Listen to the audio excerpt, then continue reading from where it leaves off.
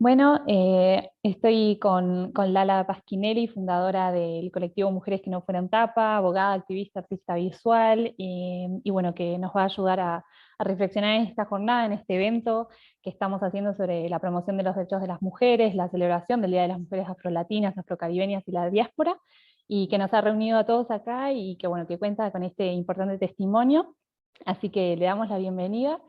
Y me gustaría empezar preguntándote cómo fue el contexto de creación del grupo, cómo se funda, y aparte también qué acciones realizan y quiénes lo componen. En 2015 aproximadamente yo estaba trabajando con mi obra y quería hablar de algo que, que me importaba mucho en ese momento, que era cómo que es lo mismo que me interesa ahora, ¿no? Que es cómo se construye la identidad femenina, cómo se construye lo femenino, qué es y cómo se modela en nosotras esta idea de qué es lo femenino que tenemos que siempre cumplir, ¿no? Y que en ese momento quería hablar de la moda como una herramienta importante para construir la identidad de las mujeres jóvenes, adolescentes, ¿no? Para modelar esas identidades, modelarlas en la sumisión, ¿no? Me encontré con las tapas de las revistas en ese momento, las portadas de las revistas, de acá de Argentina, de las que salían con los diarios masivos, las que se publican, las más vendidas, digamos, en general. Y lo que encontré ahí fue un recurso que me parecía mucho más interesante para hablar de lo que quería hablar. Eh, hice una investigación, hice una compilación de tapas y de publicaciones, etcétera, que daba cuenta de cómo las mujeres que eran visibles, las mujeres que digamos que tenían notoriedad social, que aparecían en los medios de comunicación, ¿no? Yo tomaba las revistas, pero esto puede ser traspolable a las protagonistas de las series, las protagonistas de las películas, las mujeres en la TV, ¿no? Es como más o menos siempre es es la misma construcción. Entonces estas mujeres que tienen visibilidad eran mujeres que eran todas delgadas, jóvenes, blancas, con el pelo lacio y largo, preferentemente con ojos claros, que aparecían ahí en las tapas de las revistas semidesnudas, ¿no? Con poca ropa, con una gestualidad sexualizada, hablando siempre de eso, digamos, su apariencia física, ¿no? Los tips de belleza, cómo habían hecho para adquirir esa figura, cómo el amor, ¿no? Digamos, su preocupación por el amor, que estaban enamoradas o que se querían enamorar o que habían encontrado el amor, y la maternidad. Y ahí se terminaban los temas de las mujeres, ¿no? En cambio, en las mismas revistas, en las mismas publicaciones, cuando aparecían varones en la tapa, bueno, estos varones aparecían completamente vestidos, tapados, en poses naturales, sentados, parados, pero digamos con su gestualidad normal, sin sexualizar ni nada, de todas las edades, con todas las diversas corporalidades y colores de piel, inclusive, eh, hablando de, por supuesto, ¿no? O sea, lo que se espera del rol social de la masculinidad, sus trabajos, sus proyectos, lo que tienen para, bueno, lo que también se les exige a los varones, ¿no? O sea, el desempeño en el ámbito de lo público. Algunos eran deportistas, otros eran políticos, otros eran intelectuales, músicos, etc. Las mujeres todas pertenecían al ámbito del espectáculo o de la Ujú. moda, ¿no? Y ahí quedaba. Lo Entonces, privado bueno, versus claro, lo público, exacto. como si siempre se... Ujú.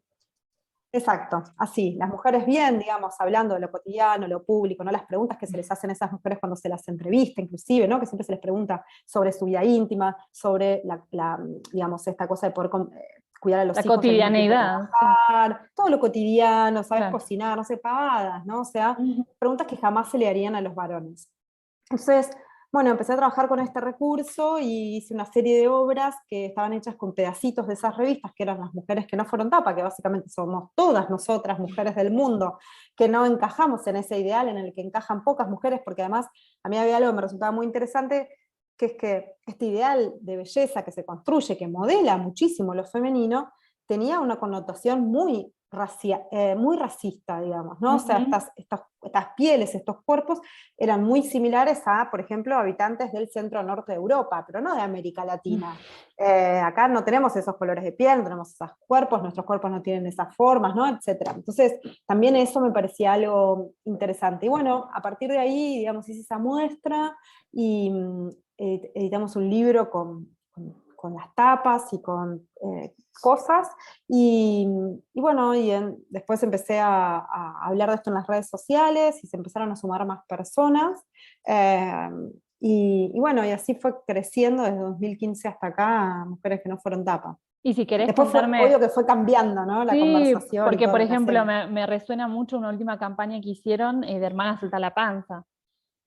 Claro, Si querés la contarme. campaña, Sí. sí, te cuento, la campaña Hermana Soltá la Panza, que la verdad es que sí, que tuvo mucha resonancia, inclusive en otros países, Ujú. de América Latina y de Europa. Lo que nosotras queríamos cuestionar ahí era poner en conversación, digamos, cómo la belleza modela y construye nuestras identidades, ¿no? Cómo a través de la belleza, que es un dispositivo, digamos, no es una ley que te dice que vos tenés que obedecer determinadas normas, ¿no? Sin embargo, somos inducidas a determinados hábitos, a determinados consumos, a determinados pensamientos y reflexiones por el hecho de encajar en ese ideal de belleza, porque nuestra identidad está construida, digamos, la imagen social de la mujer está construida en torno a la idea de que para ser una buena mujer, para ser una mujer visible, como estas mujeres de las que estamos hablando antes, para ser reconocidas, queridas, deseadas, amadas, tenemos que encajar en ese ideal de belleza. Como primer requisito, si vos no encajás en ese ideal de belleza, más o menos, si no te esforzás por encajar ahí, no sos una mujer de, digamos, una buena mujer, una mujer como debe ser, que cumple las normas. Entonces, y esto, digamos, nos va educando de diferentes maneras. Entonces nosotros usamos esto que sucede por estas latitudes, generalmente en agosto, septiembre, en otros lugares del mundo, ¿no? En Sí, la de estación acuerdo a la temporada. contraria. Sí. Claro, cuando está por llegar el verano, esta idea de que, bueno, tenés que Ujú. transformar tu cuerpo, modificarlo para llegar al verano, ¿no? Esta idea de estos hashtags que son llegar al verano o la operativo bikini, ¿no? Que es que vos tenés que modelar tu cuerpo para que entre en un pedacito de tela y no modelar la tela para que te entre en el cuerpo, ¿no? Entonces, bueno, lo que hicimos fue empezar a problematizar esto a través de una campaña en la que lo que hicimos fue invitar a las mujeres que quisieran participar, porque, bueno, acá en nuestro país y en América Latina en general, el tema de la delgadez como requisito de la belleza es ineludible. Y los niveles de delgadez que se les exigen a las mujeres son cada vez mayores. Entonces, hay algo en nuestra educación de mujeres en estos territorios que es que a todas se nos enseña a meter la panza, a hundir la panza para adentro, a que no se note que tenés panza, porque tener panza parece que es como te degrada en la feminidad, ¿no? O sea, la mujer con panza ya ocupa una escala inferior.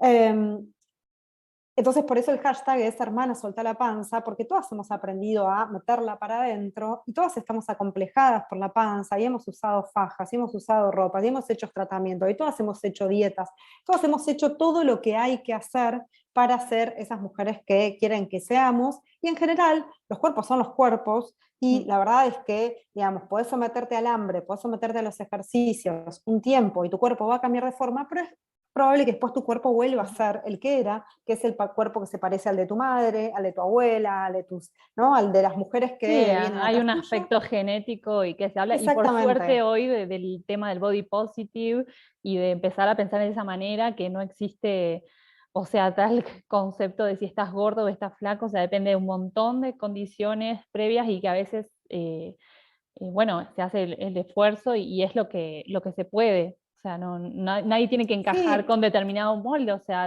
y a nosotros ahí lo que nos interesaba, digamos, sobre todo es entender y poner en cuestión y en conversación cuáles son las consecuencias que esto tiene en la vida de las Ujú. mujeres, más allá de, bueno, si te ves un poquito mejor, un poquito más, un poquito peor, digamos, de acuerdo a este Sí, ideal de belleza, cómo esto afecta en las posibilidades de ocupar los espacios, cómo esto afecta las voces de las mujeres, ¿no? O sea, digamos, el hecho de que nosotros seamos valoradas por nuestro aspecto físico hace que tanto en nuestra educación como en nuestro hacer en el mundo, todo el tiempo se nos va a estar exigiendo esa belleza, ¿no? Y entonces hay un montón de prácticas vinculadas a la violencia de género que nacen a partir de esa violencia estética, ¿no? Que es la violencia de, es la bueno, esto. autoestima.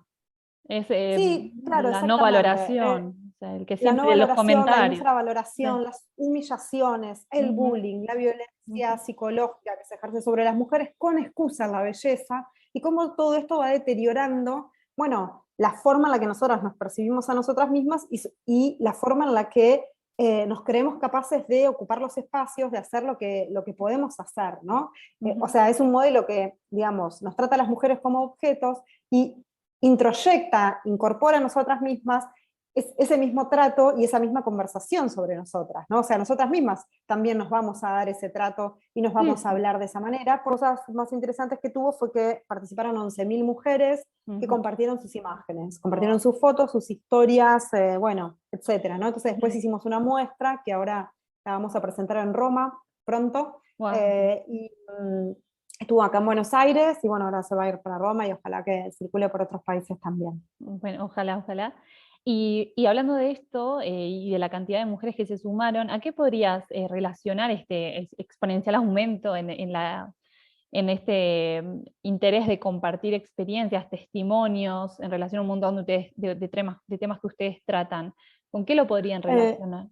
Yo, digamos, en particular, en relación con mujeres que no fueron tapas, yo lo vinculo a la metodología de trabajo que nosotras tenemos, eh, y los objetivos, ¿no? Y los principios que nos rigen también. Nosotras perseguimos, digamos, un objetivo que es, justamente, ¿no? Se llama Mujeres que no fueron tapa el proyecto, que es no ser habladas por los discursos, ¿no? O sea, porque aún en los espacios donde eh, muchas veces se puede hablar, bueno, lo que se puede decir es lo que se debería decir en esos espacios, ¿no? Entonces, nosotras a lo que apuntamos es justamente a eso, a no ser habladas, a que todas puedan, todas las que quieran, pueden compartir sus experiencias, pueden contar sus realidades, y cuando eso empieza a suceder, lo que sucede es que hay miles de mujeres contando historias muy similares, y Ujú. en esa similitud de historias, lo que vos podés registrar, que quizás es muy difícil de entender teóricamente, conceptualmente, es que ese malestar que vos sentís tiene que ver con una opresión que viene de afuera. Ese malestar que vos sentís no sos vos, no es que vos tenés una patología psicológica o psiquiátrica o lo que sea, o que vos estás angustiada porque tenés alguna falla, ¿no? O tu ansiedad tiene que, sino que a todas estas mujeres les pasan cosas similares, y esas cosas similares que les pasan tienen que ver con experiencias de opresión, ¿no? Con experiencias de violentamiento de formas más Sí. ostensibles y a veces mucho menos ostensibles, pero son todas formas de la violencia. La violencia también se va haciendo más sutil en sus mecanismos y en sus modos de ser ejercida, y más silenciosa. Creo que es interesante esto que mencionás en cuanto al espacio de confianza que se ha creado, porque cuando una mujer lee el comentario de otra y se siente identificada también y se abre a contarlo, o sea, creo que eso también es la parte importante siempre de lo que se habla de la sororidad entre mujeres y de cómo acompañarnos también en procesos muchas veces difíciles o de toda la vida que acompañaron, que siempre esos comentarios que uno creyó que estaban bien y que, bueno, hacían mal realmente. Y Sí, tal cual. también, como hablando de estos temas, y bueno, de tu experiencia en nuestro país, en Argentina, con los avances que tuvimos en los últimos años, ¿cómo ves a Argentina en materia de género, en derechos de la mujer? ¿Cuáles son los puntos fuertes, las debilidades? Es muy interesante la pregunta porque creo que eh, hemos tenido muchos avances en términos de derechos, ¿no? Que Ujú. son conquistas De todo. importantes, claro, pero son conquistas también formales y simbólicas en algún sentido, ¿no? O sea, si eso, digamos, la consagración de una ley no implica de por sí la transformación de las condiciones materiales de la vida de nadie, ¿no? Entonces, hemos ido avanzando en un montón de conquistas simbólicas, pero lo cierto es que a mi criterio, todavía para que se transformen las condiciones materiales de la vida de las mujeres, bueno, queda mucho camino por recorrer, ¿no? O sea, que la sociedad, por ejemplo, en términos de violencia, o sea, los femicidios no solo no decrecen, sino que crecen, o Ujú. sea, ¿no? Crecen en cantidad y crecen en brutalidad y en niveles de crueldad, ¿no? Y esto es algo que está pasando. Ujú. No logramos, digamos, revertir la brecha de género Sí.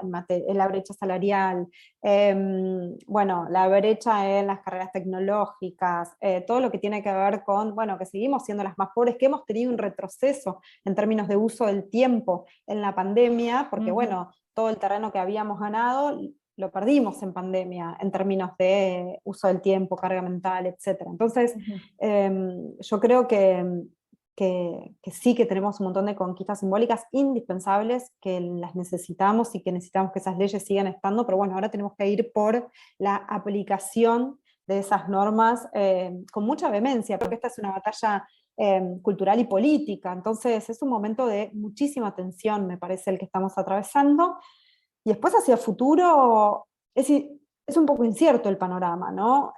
Yo creo que hay un giro en el mundo hacia algunos, digamos, hacia, bueno, hacia ideologías un poco más neoliberales y de derechas que nunca han favorecido la igualdad de género, ni los derechos de las disidencias sexuales. Entonces creo que es un momento donde tenemos que estar prestando muchísima atención a lo que sucede y a lo que puede suceder. Y como lo Exactamente. mencionabas, el tema más profundo del cambio cultural, porque puede haber leyes, puede haber normativas, pero si no se da un cambio, también al Claro, final no realmente las personas quizás no lo valoran, no se identifican con esas. no, no, exactamente. O sea, si seguimos, vivimos en una sociedad que jerarquiza a las mujeres en todos los ámbitos. Y digamos, o sea, lo femenino es una identidad subalternizada, es una identidad inferior a la del varón. Entonces, y esto lo tenemos absolutamente incorporado a través de todas nuestras prácticas culturales, nuestros consumos, la educación que recibimos, lo que aprendemos en nuestras casas, o sea, por más que nos digan que la igualdad y que esto y que lo otro, vos estás en tu casa y estás viendo cómo tu papá está sentado a la mesa y tu mamá está sirviendo, o cómo, ponele que tu papá cocina, pero la que limpia, la que junta la ropa, la que es tu mamá y la que se ocupa de o sea, bueno, aprendemos eso, ¿no? Vamos a aprender otra cosa. Entonces, un cambio cultural indispensable para que o sea, el cambio necesario para que algo de esto Sí. cambie, es un cambio muy profundo que necesita una revolución cultural, diría yo, ¿no? Y para terminar, bueno, agradecerte y también preguntarte cuáles son las acciones que están planteando a futuro, en qué temas están pensando en intercambiar con las mujeres, con las personas que interactúan con la página. Bueno, en este momento estamos con una campaña que se llama Hermanas Soltar el Reloj, que tiene que ver con la vida de las mujeres, el paso del tiempo y el uso del tiempo. Hasta ahora hemos hablado de, bueno, las presiones que tienen las mujeres desde que son muy jóvenes, que tenemos las mujeres desde muy jóvenes para encajar, ¿no? en todos estos mandatos de lo femenino. Rápidamente tenés que más o menos, digamos, mostrarte como una mujer, bueno, ¿no? Digamos, deseable, encajar en el ideal de belleza, mostrarte más o menos sexualizada, ¿no? Como, bueno, una mujer que encaje en ese ideal para ser elegida, para tener una pareja, para rápidamente estar en pareja, para rápidamente tener hijos, para también, bueno, estudiar, insertarte en el mercado de trabajo, todo eso como algo que tiene que suceder antes de los 30 años, ¿no? Por lo menos en Occidente funciona bastante así en general. Y si no hiciste eso, bueno, ya está, quedaste afuera, sos una fracasada. Si no tenés pareja a los 30, fracasada. Si no tenés hijos a los 40, fracasada. Si El no reloj te recibiste una biológico. carrera, claro, bueno, un desastre. Entonces, ¿qué incidencia tiene toda esta presión que recibimos en las decisiones de vida que tomamos? Porque muchas veces esto tiene un vínculo muy grande con la violencia, con tomar decisiones que son contrarias a nuestros intereses y a nuestra propia autonomía, como, bueno, estuvimos hablando un montón de la maternidad y la no maternidad, qué pasa con las mujeres que son madres y que muchas, en un gran porcentaje, se arrepienten de ser Sí. madres, no se arrepienten en el sentido que van a devolver a sus hijos, por supuesto, no, son las que se quedan con ellos y los cuidan, ya que la mitad de esas mujeres, bueno, se quedaron, la mitad por lo menos, se quedaron criando solas a sus hijos, ¿no? ¿Qué pasa con esta paternidad? Que es una paternidad que, digamos, se arrepiente en acto, desaparecen estos padres que esta semana salió una encuesta acá en Argentina y demostraba que el 70% de los padres, de estos padres que se divorcian o se separan o no se hacen cargo de sus hijos, no pasan alimentos, no pagan Sí. regularmente la cuota alimentaria, etcétera, ¿no? Toda la carga de seguramente pronto vamos a empezar a hablar del uso del tiempo, ¿no? De, bueno, cómo el tiempo de las mujeres no es nuestro tiempo, sino que es un tiempo que le debemos a otros, ¿no? Le debemos al orden social, lo debemos a los cuidados, le debemos al cuidado de todas las personas que están alrededor nuestro, se lo debemos a ser como bueno, ¿no? Quienes damos asistencia afectiva en general a quienes están en nuestro entorno. Bueno, todas estas cosas, cómo se usa nuestro tiempo, cómo podemos hacer para recuperar algo de ese tiempo que es tan importante para poder pensarnos, para poder reflexionar sobre lo que nos pasa, para poder entender cuáles son las opresiones que nos atraviesan y para poder salir de ahí. Si no tenemos tiempo para la reflexión, es muy difícil que podamos salir de esos lugares, porque no podemos diseñar estrategias, no podemos buscar las maneras y no podemos ni siquiera reconocer lo que nos está pasando. Entonces creo que vamos a ir a hablar del uso del tiempo y bueno, y también en el medio nos vamos a ir de viaje porque bueno, vamos a hacer esta muestra en Como me Roma, dijiste. seguramente la muestra viaje a otro lado y vamos a ir a presentar nuestros libros. Tenemos 2 libros, uno se llama Nos Tenemos y el otro Hermano Suelta la Panza, que también los vamos a estar presentando en Europa. Qué bueno, muchos proyectos, muchos, y todo lo que lo que va a venir, porque bueno, estos temas se van a seguir hablando y creo que cada vez más y con mayor intensidad. Así que bueno, estoy muy contenta de poder haberte conocido y compartir esta charla, estas reflexiones que, bueno, que van a ser de mucha ayuda y que nos van a permitir seguir concientizándonos y teniendo en mente estos temas que a veces parecen tan invisibilizados como decimos y como comentarios tan pequeños y no pasa nada, pero realmente cada cosa que uno dice tiene un impacto en la otra persona y empezar a pensar en eso y por qué lo decimos de esa manera, quién o cómo nos hizo tener esa idea en nuestra cabeza. Así que, bueno, muchísimas gracias de vuelta y bueno, ojalá estaremos compartiendo lo que sea en el futuro. Seguiremos. Muchas gracias a ustedes. Por Gracias. favor.